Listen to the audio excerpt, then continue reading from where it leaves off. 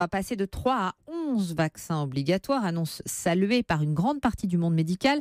Comme Odile Launay, responsable du centre de vaccinologie Cochin-Pasteur, elle avait récemment signé une pétition dans ce sens. La situation aujourd'hui, c'est qu'une couverture vaccinale insuffisante, ça veut dire que si on a le virus qui circule, on a des cas de rougeole. Et ça veut dire qu'entre 2008 et 2011, en France, on a eu 10 décès liés à la rougeole. Et si on voit baisser la couverture vaccinale pour d'autres vaccins, comme par exemple l'hémophilus influenza, c'était la première cause de méningite du nourrisson. Avec la vaccination, on a vu quasiment disparaître cette infection.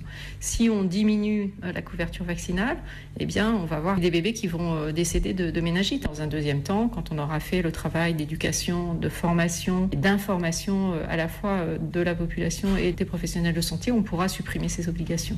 En revanche, colère dans le camp des anti-vaccins. Écoutez Michèle Rivasi, députée européenne écologiste.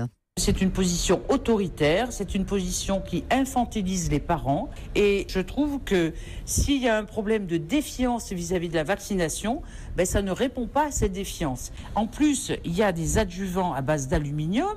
Ça fait de très nombreuses années que les associations, via des études scientifiques, montrent que ça a des effets neurotoxiques, qu'il y a des alternatives à ces adjuvants et que le ministère de la Santé est autiste à ces demandes.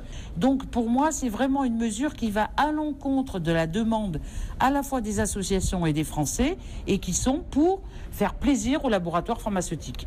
Des propos recueillis par Mélanie Gomez.